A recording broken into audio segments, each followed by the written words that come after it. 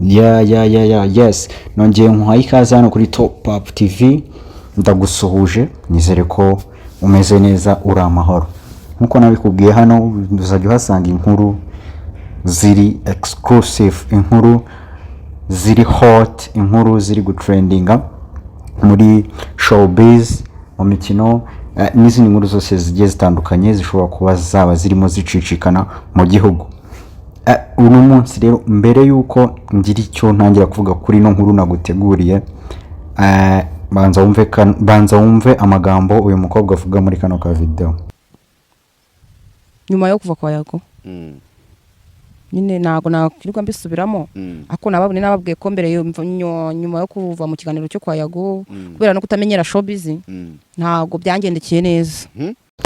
Hano ngira ngo umukobwa, umuntu wese ukoresha imbuga nkoranyambaga, umuntu ukoresha YouTube ashobora kuba hari ikintu amuziho n'abantu bake batamuzi. Rero uno mukobwa ni umukobwa Yago yasanze ku muhanda, ni umukobwa wari umunyonzi.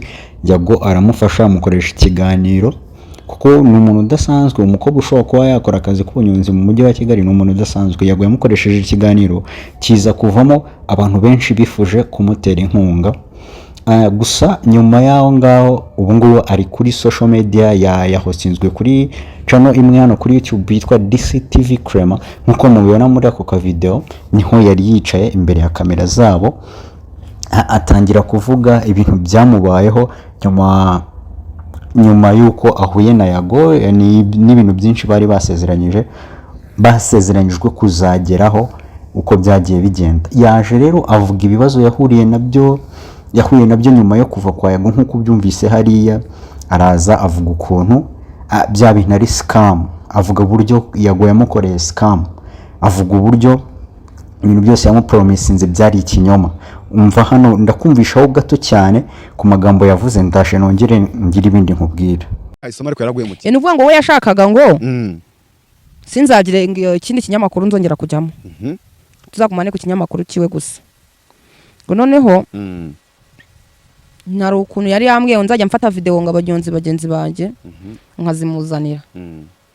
Urumva ikintu Yago yamusabye ko azaguma kuri Yago TV show, ntagira handi hantu ajya gutanga ikiganiro, ntagira indi channel ishobora kumwaproachinga ngo ajye gukora ikiganiro. Ariko nkuko ubizi Yago ni bimwe mu bintu yarekramaga Sabe yamukoreye, ko yamuzaga abatumirwa akabishyura ngo nibajyeyo. Gusa nawe yashatse kwiharira uyu mama kugira ngo ari we wenyine bazajya bakorana. Gusa ikirenze yavuze nyuma yaho ngaho, ako kantu avuze ngo gufotora abanyonzi bagenzi be, yavuze ko Yago yamusabye ko azajya afotora abo banyonzi bagenzi be ukuntu batabayeho neza, kugira ngo bajye baza ayo mavideo, ayo mafoto ajyaza ngo bayakoreshe basaba inkunga aba diaspora ngo babakuremo amafaranga.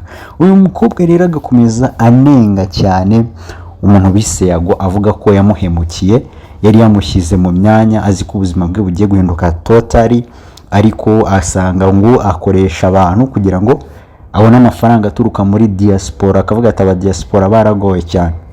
Akantu hano rero gakaze nakahe, muribuka neza ko Yago mu bantu yavuze bagomba kumusaba imbabazi na DC Crema arimo. DC Crema yicaye imbere ya kamera za channel ye amusaba imbabazi, ariko DC Crema mu by'ukuri we yavuze ko atazi impamvu asabye imbabazi. Atariko ndakeka ko ari uko nakoresheje Tycoon amuvuga nabi kuri channel yanjye. N'ikiganiro bahise bagisiba direct. Icyo kiganiro akibona ko Yago afitanye ikibazo nawe yahise agisiba. None barongeye kuri DC TV bahicaje umuntu uvuga nabi Yago. Ese noneho biragenda bite? Ibi byo biracura iki? Yago ko yamuhaye gasopo akaba yaranamusabye imbabazi, none bakaba bagaruye umuntu utavuga neza Yago akaba aje kwicara imbere ya kamera zabo. Biragenda gute? Reka dubitega amaso. Twari tuzi ko ino saga ya Yago imaze kurangira, ivuye mu nzira ku bantu batavuga rumwe nawe, ariko reka turebe wenda reaction Yago ubwe ari buze kugira kuri ibi ngibi.